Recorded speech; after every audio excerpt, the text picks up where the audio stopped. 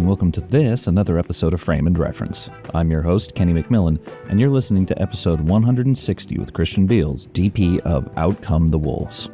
Enjoy.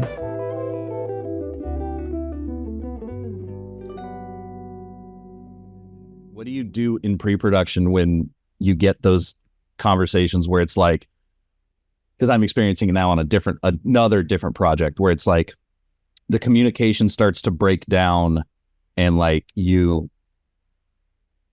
said, people either aren't reading emails or are waiting for some magic answer to come through. And especially I imagine on like lower budget stuff that happens more and more. You'd think it'd get better with more money, but I've heard it doesn't. But yeah, what do you have any like tools or like tricks to deal with that? It's funny because I will copy and paste if I've just written something as clearly, and I've taken the time to write something very clearly in terms of, what's being asked of me. Here are the clear answers. I will, if I'm asked the question a second time, but the answers were in the previous email, I used to just sort of copy and then paste, right? Not as a quote from the email, but just, but then that happens again, and then I restructure the sentence. I was like, well, maybe they didn't understand what I meant. Yeah, sure. I'll restructure it, but I think you just have to you get through it. You're just patient. Yeah, the one that email, like how like on Reddit or whatever, you'll put the /s if you're being sarcastic or whatever. There's all these like, that's why we had emojis, and now it's like everything you read can be misconstrued. Like a big one is instead of copy pasting, or in addition to that, doing as per my last email. That always feels like a huge kick in the nuts. Like that's what you want to say. There's always the first draft, which is what you want to say. And then there's like, okay, let's strip out the emotional response. Let's stick to the facts. And if we were a robot, we would just repeat the answer. So let's do that. I wanted to actually give you a compliment before we kind of like got started, which was I find the way that DPs do their reels is always very interesting.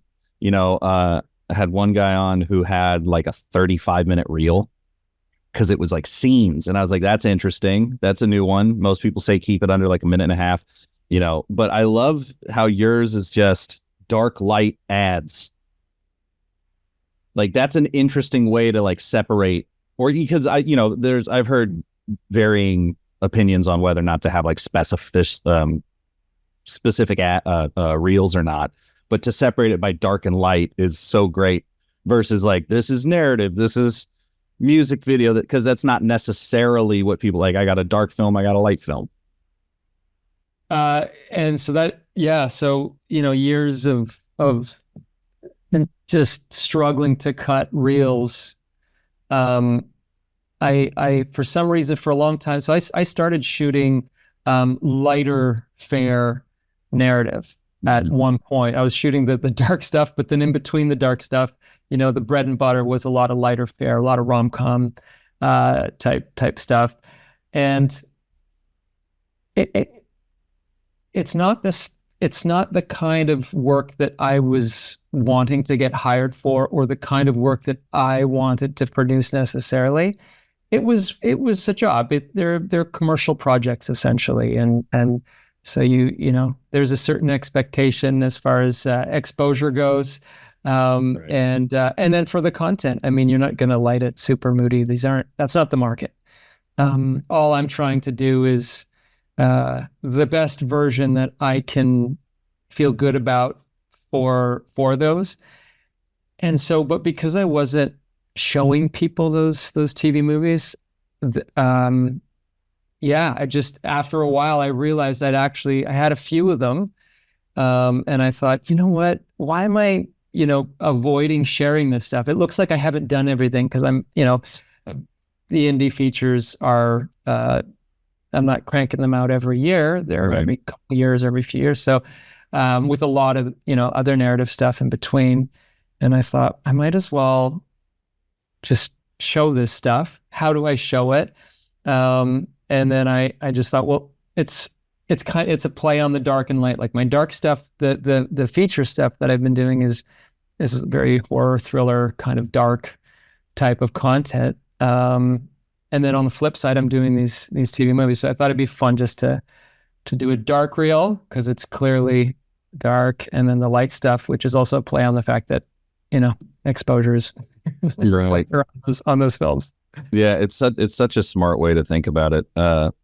I'd steal it if I had a varied enough work on under my own things. I am thinking like at some point I just need to make like a corporate reel just so I can be like, listen, it's not that I'm not working. It's kind of, it's what you're saying. It's like not the stuff I want to be known for. But if someone was like, are you capable? I'd be like, I got hundreds of hours of interviews.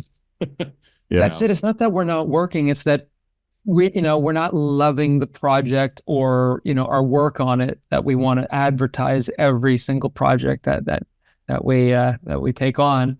But yeah, at some point, I think it's important to show that. And I think also, like, if I was looking for a DP, I just tried to look at it from that perspective as well as a client. Let's say someone who's, doing there's so many different styles of projects. And if all I'm showing them is dark and gritty, they're not going to be too keen on considering me for something that is lighter, whatever that might be. So I think it's important to show the variety, but I've kept it, within those boxes. Yeah. Anyway, cut your corporate reel and send it to. I will say the corporate reel stuff or not the corporate reel stuff, but the corporate stuff definitely has helped me learn how to light really fucking fast, because this one guy I work with all the time, love working with him. It's great. The workflow we've built is super, like, we got a shorthand, everything smooth as hell. But he does give me about 5 minutes. Because he's managing the, I guess, quote unquote, talent, right? So he's like, once he feels like they're warm, he's just like, we good? And it's like, I'm still metering. And I'm like, yeah. So like coming up with like the big one, I think that is, I would love to hear what your opinion is on like what a tool that changed the game for you. Because for me, it's the color meter in conjunction with lights that have XY coordinates. I've said this a bunch, I feel, but being able to, I was just in a terribly lit dog shit warehouse, right? And all I did was just, before I turned any of the lights on, metered it, got the XY coordinates, set the key light to that, matched that to the camera, and it looks like everything was lit with my lights. Right. Because the key light matches exactly that overhead stuff, and then it's just a matter of tint and balance, Right. And you can do that with one key, and then suddenly the entire warehouse is your lights. It's like a reverse of what you're supposed to do. It's interesting because I entertained getting a color meter for a long time. They are expensive. And that's why I entertained it for a long time. But I was trying to justify, or just to understand and justify the purchase, but also understand, like, is this a tool I'm actually going to use? As it is, even a light meter doesn't come out on a lot of projects. When you have a properly calibrated monitor, it tells you what you need to know. And when it comes to matching to fixtures, if you're using aperture fixtures, or now I'm sure the Nanlights and every other manufacturer is going to offer, if they don't already, the sort of the color picker. Right. So you can point at a light source, and then it gives you that XY or that match. Which I've tested a little bit. It's not perfect, but at least it gets you in the zone. But also what I find is, if I'm in an environment like your warehouse, let's say, and I just want to meter that existing light, I will just take out a white card and do a balance without the lights, get the camera to set itself up, and sort of reverse it, engineer it that way. Yeah. And then dial the funky green values into my my RGB lights. But I was considering the color meter for a long time, and it was a gaffer, a really experienced gaffer that I'm friends with, and because he walks around, that's his meter, that's what he does, and he's dialing all that stuff in. I said, yeah, I'd love to get one of those. which one do you recommend? He's like, why do you want one of these? He's like, you're probably not going to use it. Like, you don't like, and we had worked together a bit at that point, and he was like, you see what you want to do and you make it happen. I don't see you having needed a color meter to do your work. Yeah. And yeah, so he discouraged me also. He was like, yeah, you don't need that. Let the gaffer hold the color meter. You can totally.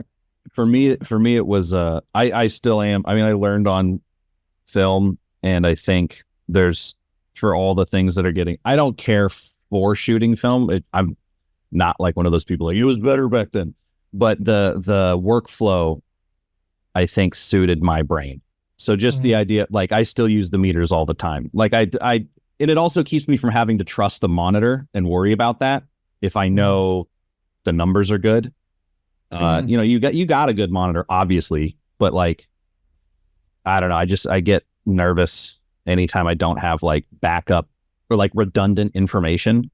So like, I'm using the meters, but also false color, you know, because the camera is now a third element, not just what's happening in the scene, but how that data is being captured and shit.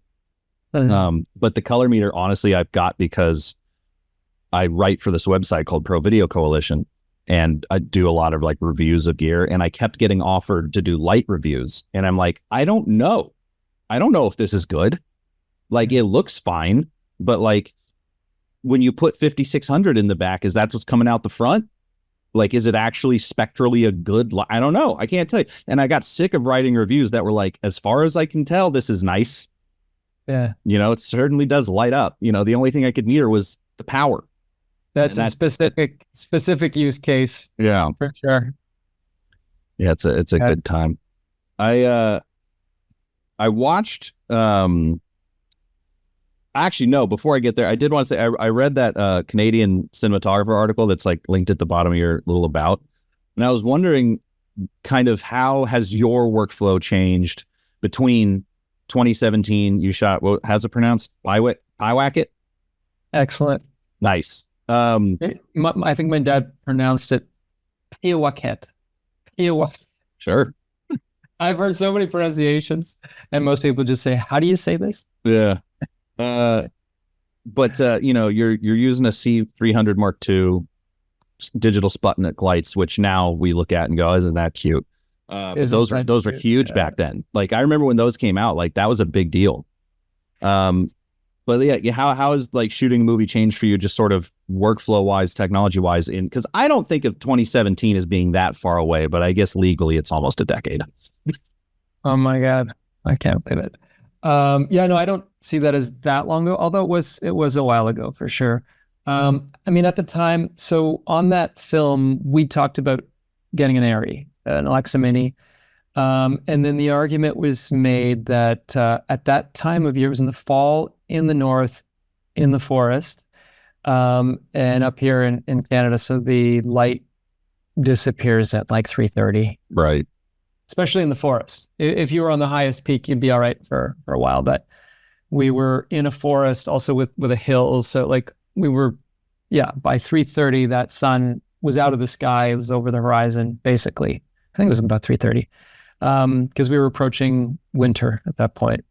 So based on the fact that we were losing so much light in our day, and then you can only start so early because it's just a shorter window of daylight. So the argument was made that what if we got a camera like the C300, which really was, I think, the only option at the time to allow us to go into 6400, and then we pushed it further than I was comfortable doing, but it was out of necessity. Right. We went to 120, whatever it is I wrote in the article, 12,800. Yeah. So that camera I think that was the win for that camera, simply because we could extend our day. And literally there was a scene we shot inside and we were running late. So we had to break for lunch. And I was super nervous because I said, well, as soon as we get back, the sun's gone, the sky's a different color, but mainly the light. We can always fix the color in McGrade. It was the light that I was worried about. And And I said, can we just go just a little bit longer so we could wrap this scene up? I can't come back here. And sure enough, I think we came back, and that's when I bumped the camera up. I lost all the ND in the camera. I think there's like 10 stops in that camera. So as we lost light, I progressively reduced the stops, but we planned it so that the one shot that was left to shoot was looking outside. So I was looking at the sky, as opposed to we weren't getting any light from the sky, but at least if the camera was pointed at the sky, we could see that there was, crank the ISO, all of a sudden it's a bright sky. So yeah, that was the main reason for the C300, but I'll be honest, I don't love that camera. I didn't love it at the time, and we ran into some issues after the first day. I think we started getting calls from post because the C300 Mark II, the Mark I was great. The Mark II, new sensor, 4K, but it was a different sensor. So it was, I'm 90% sure I know this. It was the same sensor in the C100, the C500, the C300 Mark I and Mark II. The issue was the C300 Mark, everyone was bitching about needing 4K. So with a new processor, they just didn't, the C100, C100 Mark II, and C300 all take a 4K image and then super sample it to 1080. So that kills a lot of noise, sharper image, lower file sizes, whatever. C300 Mark II, everyone was like, we need 4K. So they just didn't do that. So the images were intended to be downsampled to 1080, but were being output sort of natively, and it never looked that great. Yeah. So you've used the C300 Mark II? Yeah. And then this is a C100 Mark II, which is essentially the same thing, but only does 1080 like the C300. This is more like a C300 that shoots to SD cards. Right. The issue that we noticed, because generally it was okay, and like we were going to add texture to the image anyway. I think I know the biggest issue was there was this thing, and I got on the phone with Canon actually, because I just needed to understand what I was experiencing and how to mitigate it if possible. But they called it sensor streak. And what it was taking highlight information from one part. Like if, let's say I'm driving in a car, that's when I first noticed it. I'm driving in a car and you're looking out the window, it's very bright out the window. That brightness gets transferred to the darker side, of the other side of the image, and it gives you bands, like at least two horizontal bands. It's been a while.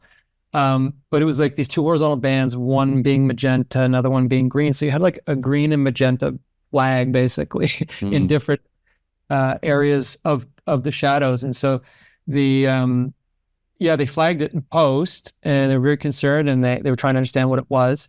And the solution they were coming up with was, can you just put more light in the shadows? And I was like, first of all, we shouldn't have to do that. We don't have to do it when we're not looking at, such a hot part of the frame. But secondly, no, it's a thriller. It's dark. It's a really dark film. Exposed everything also quite low to begin with. But I started to try to incorporate these ideas, and it just threw me. And then I realized I couldn't chase this thing. I was just going to have to make calls per shot just to try to avoid the that issue, and then in post to try to massage things down. The problem is it's not like noise where you can denoise or take an even spread of color noise and suppress that. It's like lines of color. So even if you took the color out, you'd still have these lines. Anyway, that's what I learned about that camera, and that was my Achilles heel, or the Achilles heel of that camera, and made me never want to use it again. Yeah. I thought you were going to say fixed pattern noise, which is why I went on about the 4K thing. But maybe as well. But yeah, no, this issue was more prevalent. Did Canon give you a solution, or was their solution just don't do that? They just acknowledged it, and I think at the time I was also talking to them about the C500. Do you remember that? Yeah, no, sorry, 700. The 700. Which is now the C500 Mark II, because nobody used that. It was like, yeah. doing the right size here, but it was massive. It was bigger and I than an thought, Alexa Classic. yeah, they basically just took the same sensor, made a big brick of a body, and with mounting points. They were so excited about their mounting points, and I was like, "Great! It's great. It's a box. It's got mounting points. It weighs a ton. It's too long, and it's the same sensor as the C300 Mark II." And so I was talking to them about that, and they said, "No, same sensor." So I'm like, "So same sensor streak issue?" They're like, Yes. "Same sensor. Yes. All we've done is added a processor so it can double the frame rates." Yeah. Anyway, Yeah, they've done really well, I feel like, with the C500 Mark II. The C70 and C300 Mark III are very impressive. I like the C70 is like, I own both of them. That's the only reason why I'm bringing it up. That C400 looks cool. But yeah, it's always been interesting to me that the Canons tend to be documentary only. And then Sony gets enough work on pretty much everything, and obviously Ari. Yeah, well, it's changed a lot since that Mark II. Yeah. And I agree with you. From what I've seen, I haven't used the C70. I think I briefly tested maybe on like a development shoot. I think I used the C300 Mark III, and it's beautiful. And the C500 as well, actually. A lot of docs were being shot on the C500, that full frame sensor, a lot of docs. And that's when I was exposed to it. But yeah, back to what you're saying, just about the technology evolving. We're in a place now, as I'm sure you've talked to all your DPs about, that the technology is there. We're not striving for anything. It's all there. It's just finding the right tool for the job. When I started, it was to have your film look like film you had to shoot on film. Right. There was no workaround. It was, I'm dating myself, but it was pre 24p. And I was just talking to someone about this. 24p coming out was huge. That was amazing. It was amazing. And then lens adapters, and then larger format at 24p, of course, after that. But before 24p, it was all about shooting film. Even if you're shooting on 16, as soft as the image was and as challenging as it wasn't, it was what it was. It wasn't 35. Yeah. It was still better because it looked like film. It looked like a film. Yeah, I have a weird theory. So what we're getting at is the image cadence at 24 looks more like film than 30 or 60, like normal DV cameras or VHS, whatever games.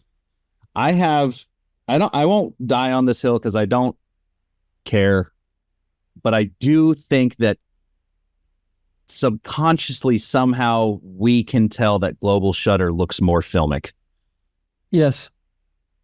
Not even when it's like in motion. Obviously in motion, you're negating rolling shutter, so that's a thing. But like for whatever reason, I feel like we can tell. We can't, but we can. But it's the same thing as film. Right. Because the film is getting a full exposure before it moves on. It's not rolling through it. Right. Like a rolling shutter. So the global shutter, 100%. I saw it as soon as I saw the Komodo material, or before that, Blackmagic released their global shutter camera years ago. Do they? The production 4K. This is I think it was billed as a dual. It was, I don't know if that was the one or the Ursa, but they were talking about a switchable sensor, so global and a rolling shutter. I guess the rolling shutter giving you the greater dynamic range. Right. But anyway. Yeah, it's just the Komodo now, I guess. Yeah. But when you see those images, or you handle the camera and then watch your images, I can tell. I'm very sensitive to shutter and shutter adjustment. Anytime the shutter's greater than 180, I know it's been done for reasons of exposure, to let a little more light in, or some people might like that streakier look, but I often find it in like darker scenes. I'll see that shutter's been opened up a little. Yeah. That's more obvious, but I hear what you're saying about the global shutter, and I completely agree. If yeah, and very excited actually to test the new the V Raptor, the global shutter V Raptor on something. Oh yeah, yeah. Because of that. I used that V Raptor a while ago just as a test. Like I did a short film that I still haven't finished editing. I filmed it like 2 years ago, but it was just for this article, so I didn't. But I have plenty of time. I should do that. But that's the first red where I was like, they figured it out. We did it. We finally got one, that doesn't piss me off every time I turn it on. Yeah. No, they've come a long way. Yeah. And, but at the same time, the rolling shutters, what is it? I guess the refresh rate, what are we calling it? Latency of the sensor, of the CMOS sensors. Yeah. Or refresh rate. Yeah. It's the call it. Yeah, I guess refresh rate. Yeah. Is so fast on the Venice, being, I think, the leader at like 3 milliseconds or something like that. That is basically a global shutter. You don't need anything beyond that. Yeah, I literally see. I wish I had like an assistant who could just tell, because I did. There's a website called CineD that does a lot of these tests. I think you're right. The Venice is way up there. I mean, we started with a global shutter. If you think about the broadcast cameras and the 3-chip, right, CCDs, those were a global shutter, or similar concept. And then once we introduced the CMOS, for all the reasons that those sensors had their advantages, we wanted to go back and get and have a global shutter that eliminated the jello issue. But then the technology improved on the CMOS sensor so much that jello is not an issue anymore. And then Red releases their global shutter, which I think would have made a bigger splash, 3-4 years ago, when we were still dealing with these low latency or these slow refresh rate CMOS sensors. Anyway, yeah, they changed the CineD website. I just opened it up and I was like, this is new. I don't know how to look for what I'm looking for, but yeah, that Venice kills. What did you shoot wolves on? Out come the wolves. We shot on the Alexa Mini LF. Nice. Which on one hand, I mean, I love the camera. The Mini LF is sort of kind of a home base for me. If I just had to reach for one camera, I think it's the gold standard. Besides the Venice, which one could argue one way or the other, but I think pretty much everyone almost universally agrees that the Mini LF is probably the gold standard. Yeah, it performs like it does everything that you want it to do. And the image itself is just such a beautiful image. But having the full frame, that larger format can be helpful, can be, stylistic. But yeah, I just love the way the image looks. And when I'm shooting full frame, we use vintage lenses on wolves. And what's nice about the full frame vintage glass is seeing right to the edges. Yeah. So, you could put, in this case, we shot with the FDs, which are nice, similar to the K35s, as you probably know. And yeah, so there's extra goodness on the edge. You're falling off right to the. It's like a smash burger. Exactly. It's got the crispies on the outside. Exactly. If you just go in the middle, you don't get the full. You don't get all the benefits. So going full frame paired with the vintage lenses, which the director Adam and I had talked about for quite some time since we started soft prep. He was very excited about everything vintage, but specifically to this story, he wanted to. All the references he was pulling were either captured using vintage primes or affected in the grade and or shot on 35 or Yeah. All right. So there were all these elements that contributed to that sort of vintage feel that he responded to. So right away we lined up. I lined up some lens tests and brought him out. And he's a very he responds very quickly when he sees something he likes. And as we were flipping out lenses, lens after lens, and we also entertained anamorphic lenses as well. Sure. So I just wanted him to see. I just want to see what he would respond to. I have reasons for wanting to shoot either, but he definitely responded to the spherical over the anamorphic, and he saw all the advantages to the spherical, just in terms of size, close focus, the speed. Yeah. When he saw me changing the lens and he saw the limitations with the close focus, and he was like, okay, get rid of the anamorphics. So then we were down to the spherical vintage lenses. And I mean, there's a few sets that are absolutely gorgeous, but in terms of what was available to us during production, or for the production period, these ones came in both as available and affordable. Yeah. For me, honestly, those, I don't know if you've used the rehoused FDs. Yeah. Have you? Yeah. They're so compact. Yeah. I've got They're great. got Nicors, and they're kind of I mean, they're not rehoused, but even so, they're like, still very.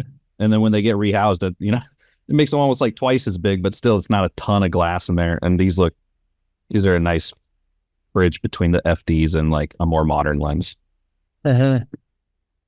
But yeah, they're nice and small, compact. I imagine speed was probably a factor on that shoot, because I watched it literally earlier today, and about halfway through, I was like, wait a minute, this is only like 2 locations, but the scope feels a lot bigger, It reads as 2 locations, but it's the scope, like the geography to get to all those spots was brutal. Was a lot. So yeah, it was a fast and furious shoot. We only had 16 days. Damn. Okay, that is short. 3 of which were spent with the wolves.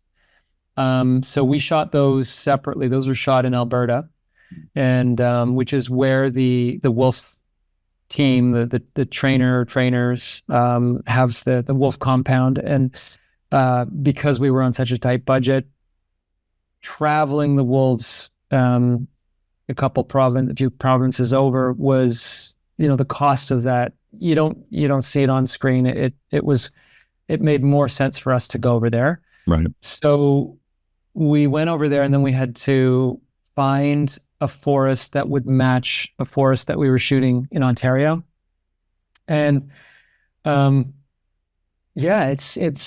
was also challenging. And we drove around. So we went on 2 separate scouting excursions to look around, and we were bouncing between all these forests that were within a reasonable distance from where the wolves were kept.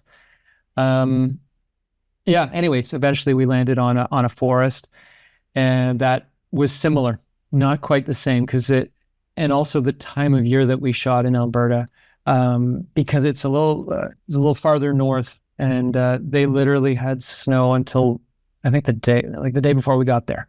Wonderful. And you've seen the film. There's no snow in the film. It's funny though. It was written as a winter film initially, and then it changed. But yeah. So going to Alberta, we didn't know, are we going to get there and then we've got a foot or 2 feet of snow to deal with?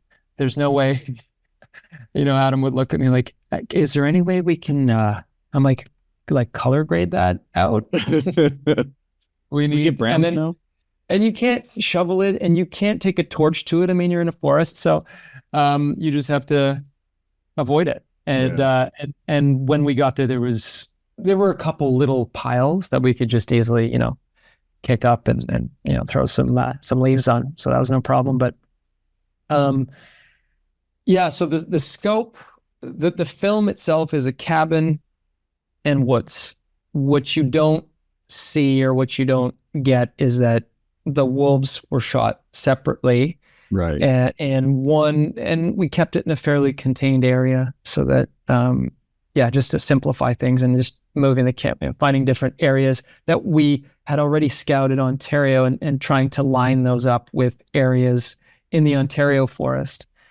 But again, it's forest, so you can get away with a lot. Yeah. And then when we got back to Ontario, we had so many spots picked out. It was this beautiful conservation area in Dundas, Ontario, and huge, beautiful rolling hills. It's like a real hike through there, and water flowing all around.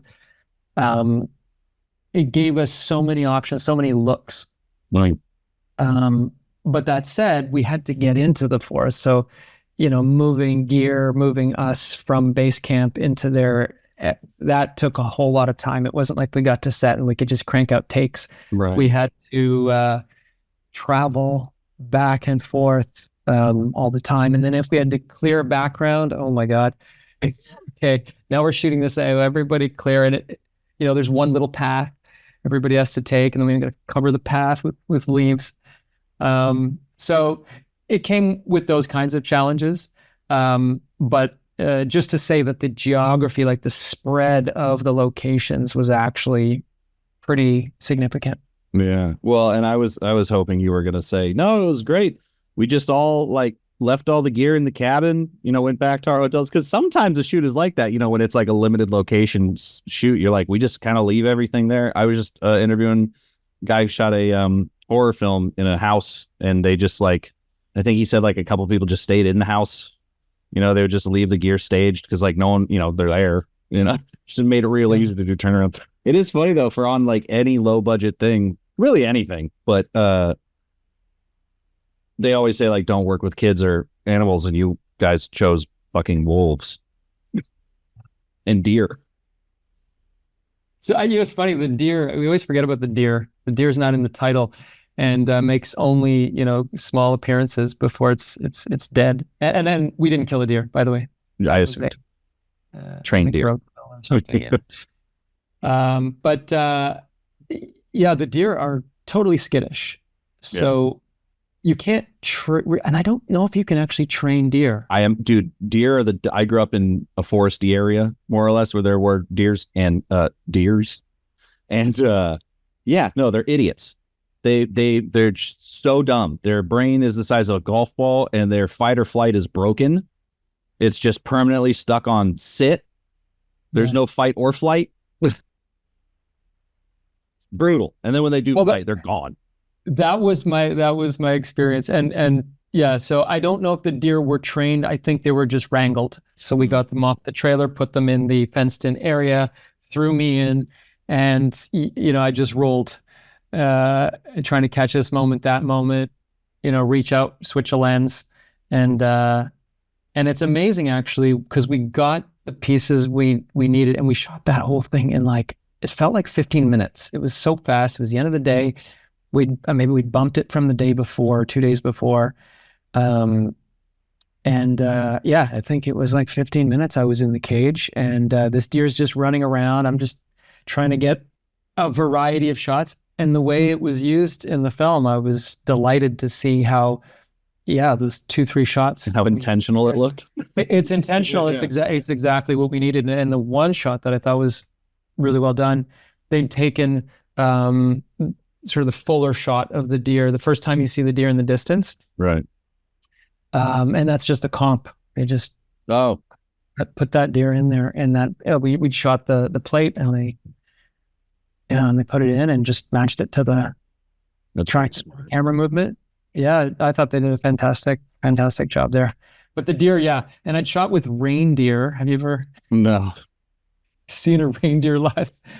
I've seen one live at a museum, actually. There was a holiday. Yeah, they're weird. Yeah, a strange looking animal. But on backcountry, I had some reindeer, and same, less skittish, but just aloof. I don't know. So again, just film as soon as you get the opportunity. Just point the camera, get what you can. The wolves were amazing. The wolves were so I want to say majestic and, beautiful and all of that. But the training that they had and the interaction and the respect between the trainers and the animals was just amazing to see. Mm. The wolves had all been raised, born into the family, into the trainer's compound, massive compound, so lots of room for these animals to run around and laze around. But they'd been training them for a long time for this film, because as you saw in the film, there's a series of shots. There's everything from a snarl to, obviously running A to B. Action. Some action. There's groups. There's singles. Then we also involved some stunt actors, which also had to train with the animals. And so, and they were cast essentially to look, same sort of height and build based on our 3 characters. And they were training with the wolves for weeks and maybe months. So capturing all those elements was very humbling to just be in the space with these animals. Yeah. And it was just me. Me and the trainer, my director and first AC, so Adam, the director, and first AC Ryan McIntyre, they were in a cage, safe at a distance, caged in. And I think that you're there wearing hockey pads, just like, don't kill me. Nice visual. No hockey pads. No. It's just the camera. I had an easy rig with me as well. But honestly, it was just about staying as small as I could and not looking them in the eye, not challenging them in any way. And this also came from having spent some time with them before on our scouts. When we went to scout the forest in Alberta, we went to visit the compound and we met all those beautiful wolves and sat with them. And at one point we were sitting in an area, and what's the wolf in Game of Thrones? Gotta be honest, I haven't seen Game of Thrones. Yeah. Okay. So not a Game of Thrones guy. But it was that wolf, because they do all those. Oh, really? But yeah. Oh, cool. And more recently, the John Wicks, they did. And I mean, anytime you see a wolf, it's probably those ones.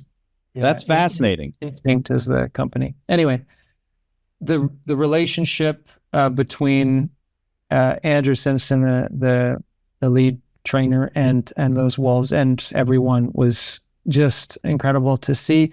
And I felt really safe, even though I was in there and I was completely exposed. I mean, I could have been ripped apart if that was something the wolf might do. I'm told that's not something they do. But there was a moment where, because they're still wild animals, right? Right. You ask them to do something, you reward them with a little piece of meat or something, but they're also curious animals and they're distracted. And so there were times where we just needed, I think it was a shot, we needed the wolf to travel A to B. So, right of camera, across the frame. And it was one of these, they came out and then whoop, you're going to stop, sniff our foreground stunt character. And he had fake blood. We dressed him up, ripped, he'd already been attacked in the film. So he has the fake blood on him, and the wolf was distracted by the smell, and they love fake blood. Something I learned.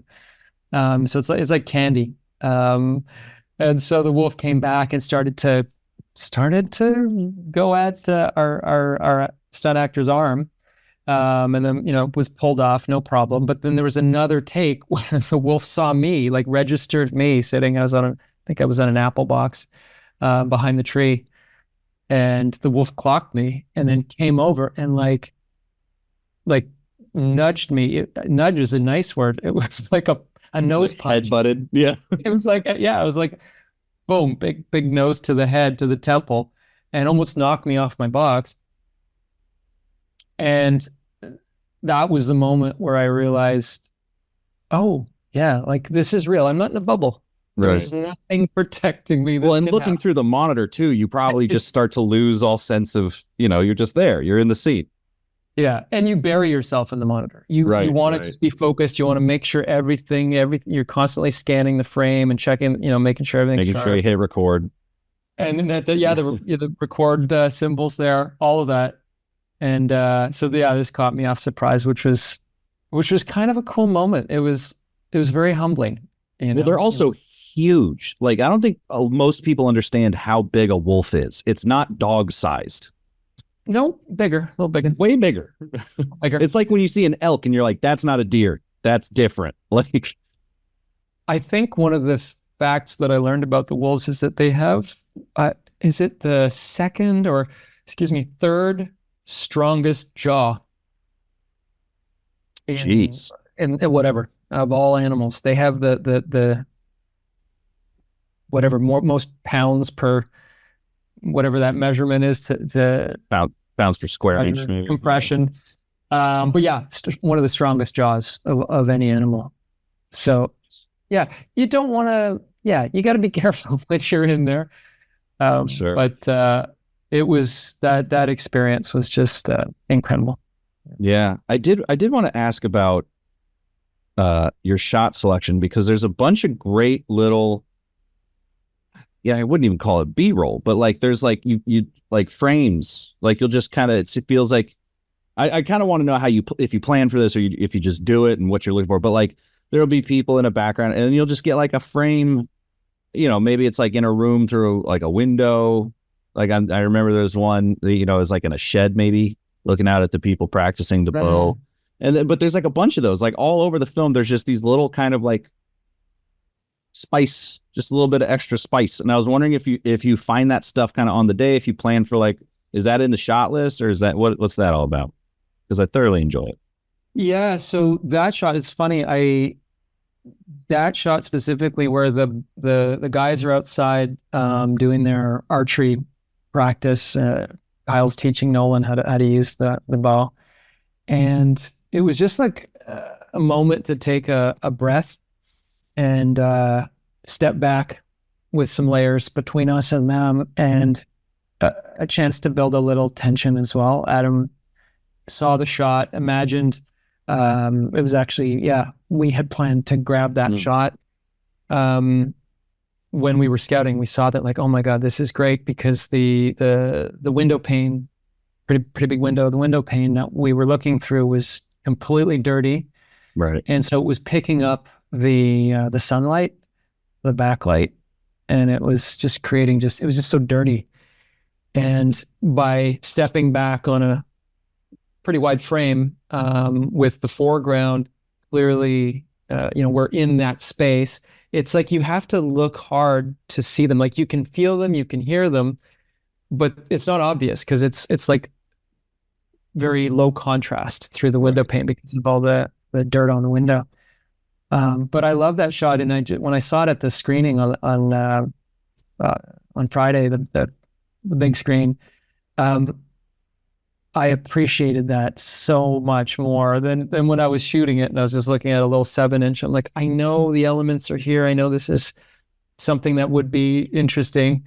Right. But it wasn't until I saw it on like, I don't know how big those movie screens are. And I was just like, wow, that was a nice moment. And for the film that plays very close to our characters, especially once we're into the attacks. It was nice just to have that breath before we set out into the woods. Yeah. Yeah, because even like when they first meet, there's like a window, like a door frame kind of shot. We're shooting through a door frame. So we're inside. I think it was the bedroom. That's right. The bedpost in the foreground, and it's just a nice little production value bump in my mind. Like it just every time, in the forest, sometimes there'd just be like a wider shot and like, I don't know why it stuck out to me, but it was like, I just liked it. I was like, I like these little interstitials here or whatever you want to call them.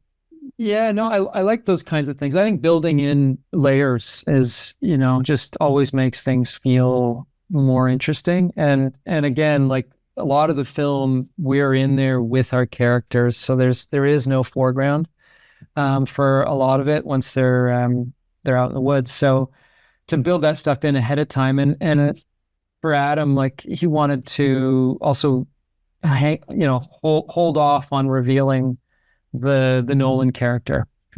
And so that was just one extra shot to show them together without showing them in focus. I think we were focused on the foreground. So yeah. What was the lighting situation like? Were you just kind of shaping everything available using practicals, or is it one of those situations where there was a lot more work than meets the eye? Sorry, little fly. All the cabin stuff, daytime interior, we pushed light from outside. So we had some ultra bounces that we redirected the sun through the windows. And that was pretty well it. The production design, first of all, I should have Production design's great. Our production designer, Brian Garvey, and his team did such a beautiful job of the space.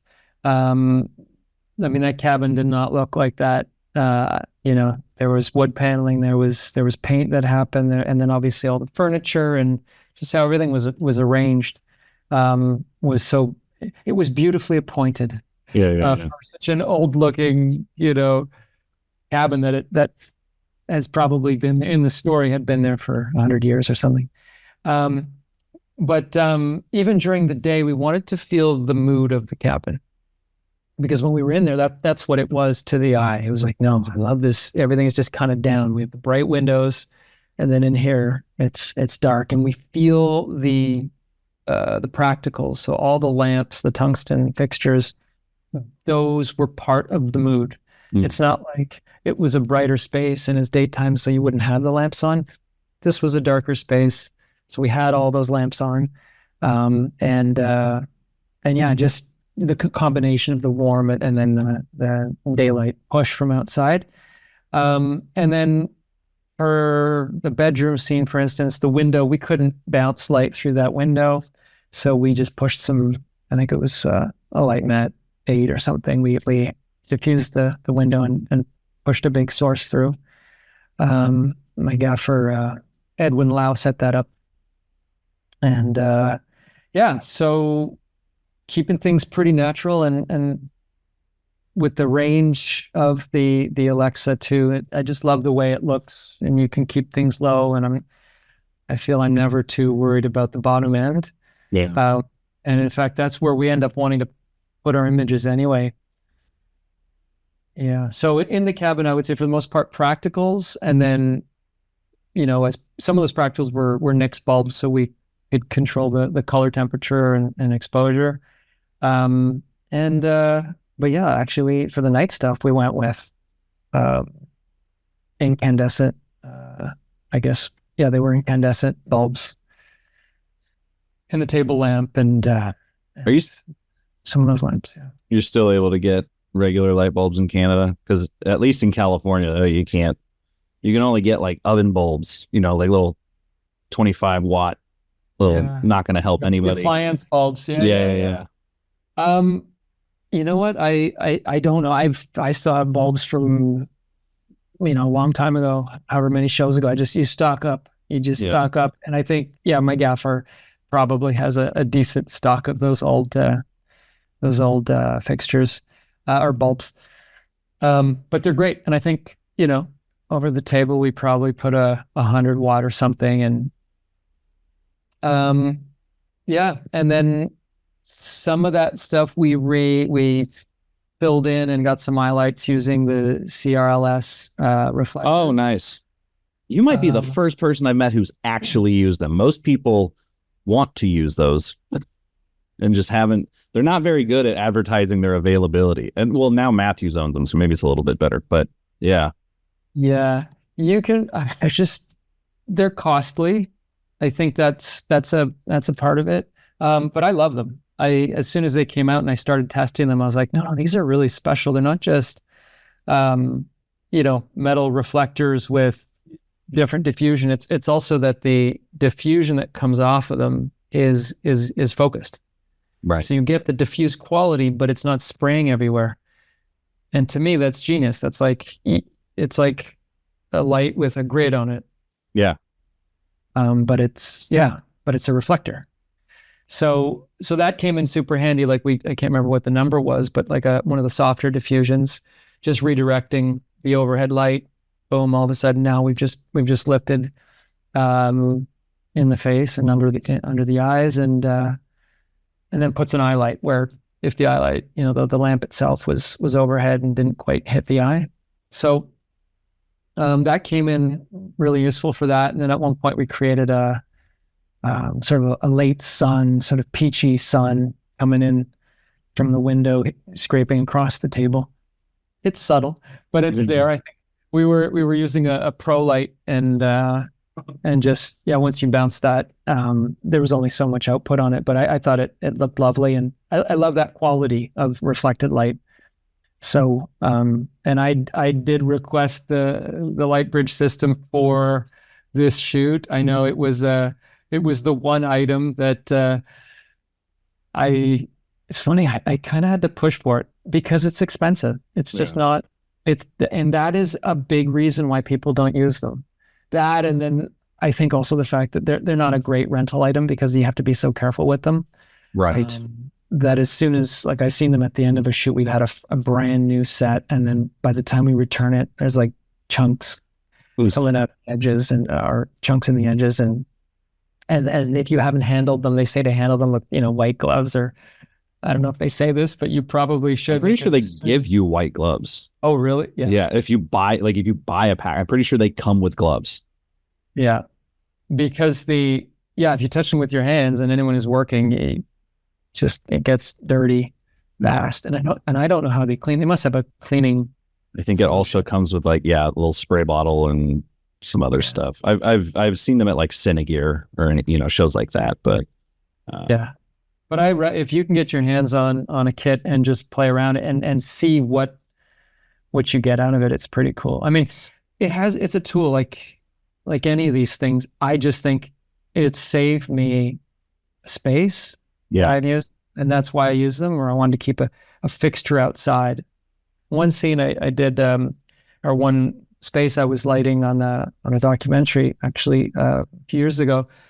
We were inside a motel, and we wanted to keep all gear out. It was inside was just myself and sound, and in order to do that, I mean, I wanted to push the daylight into the room and just have that be the light source, but I couldn't fit a light where I wanted it because there was an overhang, and I wasn't going to clamp it. It was like a whole ordeal to get that. And then once it's up there, then how do I adjust it? Like, forget all that. So we just threw up a reflector. I angled the reflector with my gaffer, and we shot the light from underneath, under the window. Yeah. I think one of the big things that people seem to be excited about that thing is the prospect of putting, a number of the reflectors on one C-stand, mounting a big ass light on the bottom, and then, having multiple lights essentially on one stand using one light. Because the reflectors might be expensive, but, depending on how you do the math or whatever, like being able to turn one fixture into 4 potentially might be a savings, but certainly a space savings, Yeah. At least I think that's when I'm reading like Instagram comments, that seems to be what people think about when they think of that system. That's a great point. And not something that I've done a lot. Maybe I've done it once where I've doubled up. But I think that's the big, where it gets interesting is where you can layer the quality of light from the same source. Yeah. So let's say you have like the big soft broad, giving us, I think it's 100 centimeter or something. You get that nice big soft source. And then within that same source or just next to it, you get a highly reflective, and then you get a slash or a hot spot on whatever, the table, the person, whatever you're aiming at. Yeah. I think that's where it starts to get really interesting. And I haven't quite played with that too much. But that's absolutely kind of the magic of it. And I mean, there's a lot of, it checks a lot of boxes for me. The space savings, the rigging, making it like throwing a stand up high with a reflector on it takes 2 seconds, and to adjust that, bring it down, make a tweak. And you don't need 400 pounds a shot, No, exactly.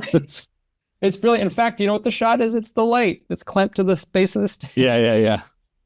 You don't need a sandbag. So I think it's a really smart system. I think the biggest challenge, and I'm sure there's a lot of chatter online. It seems like there's more chatter about it lately. I think it's made the rounds a bit more. I think that's Matthews, because like all these trade shows now, Matthews has like a CRLS setup. Yeah. No, it's fantastic, and yeah, the I think the one element that people don't realize by looking at the units is that diffused light is actually controlled. It doesn't just spray everywhere. Like if you shot a piece of muslin or something. You grabbed a mirror and just hit it with some like dulling spray. Yeah. There's a reason they're as expensive as they are, I'm guessing. Yeah. I know a company came out with, Chinese companies be out here just copying everything, but I think it's like Godox, honestly, made their version of it. It would be interesting to see how they compare. A little side by side. Yeah. I'll have to figure out if I can do. I'm a journalist. I can probably figure that out. I know I've got the ear of Matthews. Like I was supposed to get a CRLS set, and then I think it was like the strikes or something started happening, and I was like, I don't know. Let me wait until I get a gig, and then I'll like truly test it out, and then that never materialized. But yeah, I would test it out, and because you might want to use those on your shoot, on your shoots. Well, I actually have another interview right after this, so I will have to let you go. But the movie looks great. Like obviously, with a lot of films, you can tell like, okay, this didn't have a multi-bajillion-dollar budget, but this one definitely feels you guys are punching well above your weight and looks great. It's a fun film. I went into it. I thought it was a horror film, but it's not. It's like a thriller. It's more thriller. Yeah. The other guy, the guy I'm about to interview, is a horror film, and then that's a comedy. So like I watched both of them back to back, and my radars were just all over the place. I was like, when does the bad guy show? Oh, they're actual wolves. Oh, okay. Like, I mean, how many interviews have you done? I think this will be 164. It's crazy. Something like that. So that's awesome. That must be so great. I've really enjoyed this conversation. So I can only imagine you have a different conversation with, and there's every DP's got something to. Yeah, I mean, out of 160 whatever, I've only had one that I was like, damn, that was a tough chat. I think. Well, listen, we're behind the camera for a reason, right? Yeah. Sometimes it's hard to talk about this stuff, but I got to say it's been really easy to talk to you, because I really feel like we're just shooting the breeze, DP to DP. So I appreciate you make it easy, Annie. Well, you're very I very much appreciate the compliments. I'll be flying high on those for the next 4 days. But yeah, I'll let you go. Please stay in touch, man. It'll be great chatting with you going forward. Okay. Take care. Cheers. Frame and Reference is an Owlbot production. It's produced and edited by me, Kenny McMillan, and distributed by Pro Video Coalition. If you'd like to support the podcast directly, you can do so on Patreon by going to frameandrefpod.com, where you can get all the episodes, and clicking the Patreon button. It's always appreciated, and as always, thanks for listening.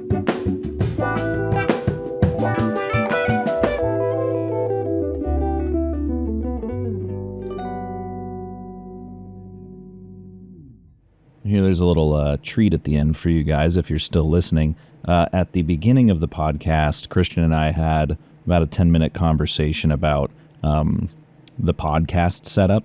So if you're a very nerdy person who wants to know exactly what gear and whatnot goes into recording this, here you go. Otherwise, there's no film stuff here. This is all nerdy podcast stuff going forward for the next 10 minutes or so.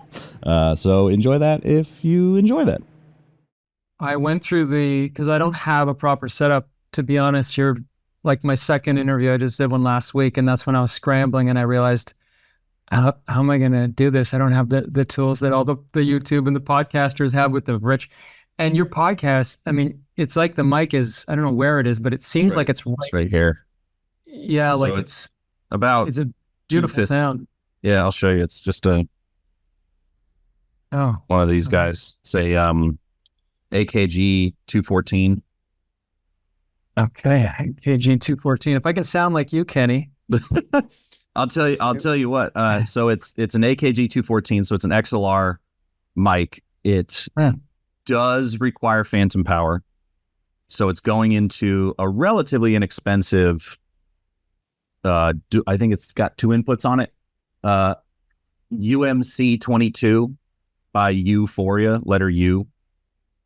Euphoria. And then for post-processing, I'll do it used to be a lot more complicated, and then as you probably know, like the more you get into something, the less you need. When you first start out, you need all the lights and you need a gimbal and everything, and after a while you're like, tripod and a 4x, that's good. And a stick. Yeah. So now the signal chain is like, I'll do the dialogue enhance if I need to. Usually I'll just do it anyway, but and then Neutron 4, which is part of the isotope pack, because the dialogue enhance already does noise reduction. Sometimes you might need to chuck more noise reduction in there, but that's rare. And then I just have like a pretty basic Bandixol, sort of high in the lows, little scoop in the mids, and then high in the highs, and the shelf on either side. And then there's this thing called Vocal Writer, which is a plugin. Obviously, there is compression on the signal chain, but everyone's first instinct is to compress everything to make it sound sort of NPR-like. And especially for like dialogue in shows, movies, whatever, people don't compress like that. That doesn't sound natural, but they will ride the fader as it's happening, And so Vocal Writer does that automatically, where instead of compressing it, it just rides the volume knob for you to keep everything within a defined range. And that sounds a lot more natural and kind of, I like that personally. Yeah, no, it sounds great. I mean, I thought you did some sound work on your podcast. I've listened to a number of them, and they sound great.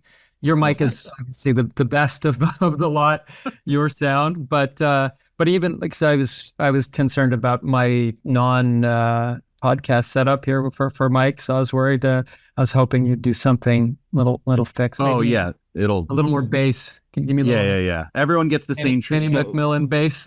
Yeah, both of our dialogues get the same signal chain. The other thing you could do though, is if you get Voice Meter Banana. I don't know why they called it that.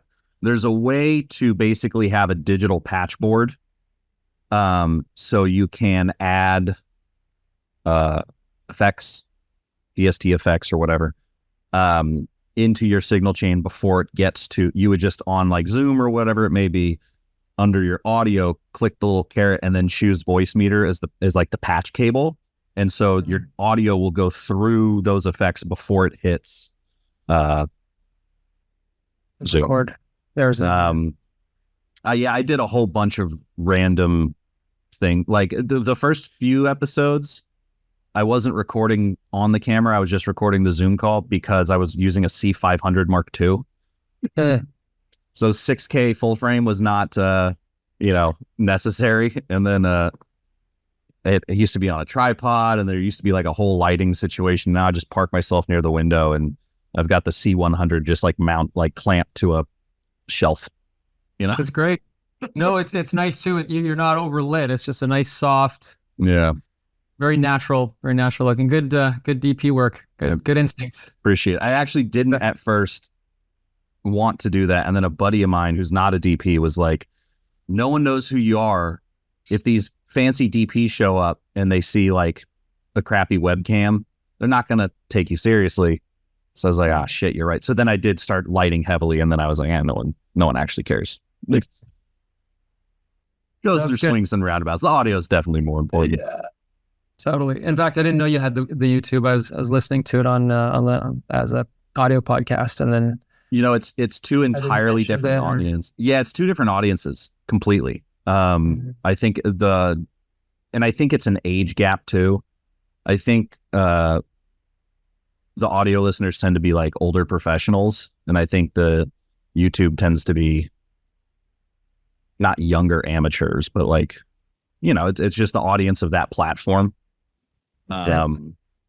And so, yeah, I don't really get much feedback from either, but just, looking at random, just trying to piece it together, I find, I think is Yeah. when you're in your early 30s or older, you're more prone to podcasts, you know? It's like NPR, whatever, frame and reference. Well, what I love about it is it's time, like the day is already so spoken for Yeah. every minute of the day. And I want to get away from my screen. So the podcast is a way to do that, Yep. relax but be consuming wrong word, but be like absorbing and listening to interesting information. Yeah. So, it's great to go for walks and wash the dishes or whatever it is I'm doing where I want to get off the computer, Yeah. but I want to take a minute and like listen to a conversation. And last night Go I ahead. was just gonna say I was listening to you last night, just while whacking tennis balls against a brick wall. Just working on my swing, and it was nice it was very relaxing, just listening to a conversation, and Which, that's where like I can double up. Oh, there's yeah, which one was it? a couple episodes. I'm trying to remember. I don't remember right now. That's fine. I honestly like, I've listened to a few of them, and I don't remember all the titles because they're some of them were titles that I hadn't seen. Oh, it was yeah. yeah, I find that at first I was a little like nervous that if I didn't have Roger Deakins, whatever, within the first like year, no one would listen. And certainly that is the case, that like you get a bigger name on, more people are going to listen. That's the fact of life, right? That's why you get big actors to be in your movies, whatever. However, I have found that the more indie DPs or lesser known DPs tend to be more forthcoming with information. I think at a certain point when you're really seasoned, you're used to having a crew. Technology has changed under you, but the workflow hasn't. So I think a lot of older DPs tend to gloss over things that maybe beginners would like specificity on, not realizing that it's like their AC or their gaffer who would handle that, because you'll ask like an indie DP, like, what was your lighting setup here? And they'll be like, okay, well, that was a light mat for behind this diffusion, because they set it up, right? You ask Bob Richardson, he goes, well, I put a soft light over there. I put a neg over there, and he doesn't know which one it is. He doesn't care. Yeah. Yeah, no, and that's what again, I do. I'm really enjoying your podcast because of that. We're not glossing over some of the other podcasts. They're great, and there's always some good nuggets there. But you dig in about some specifics that, and the conversations are so casual. You give it time to draw these things out slowly and go on tangents. It's a fun listen, but then there's some interesting pieces of information to make you as a DP listening to another DP talk. It's nice to know that you're not alone. Yeah. Some of your approaches or the tools you reach for, or whatever the challenges that you're having trouble overcoming. Yeah, well, I very much appreciate that. Yeah. So that's that. I forgot that he had kind of hit me with a bunch of compliments at the end, but I left him in there because it's always nice to hear a testimonial, obviously. But also as a reminder to you guys, like I said, I don't really get any feedback on this show. So, if you're liking it, let me know. If you're not liking it and you have feedback, let me know. If you're just not liking it, I don't know why you listened all the way to here, but But yeah, it's always nice to hear from the audience. I don't know who listens, so just send a hey. Also, there's still the Patreon if you want to get on that. Patreon.com/frameandrefpod if you'd like it. And yeah, so that's this episode. I will get to editing the next episode because I'm traveling for work. Okay, bye.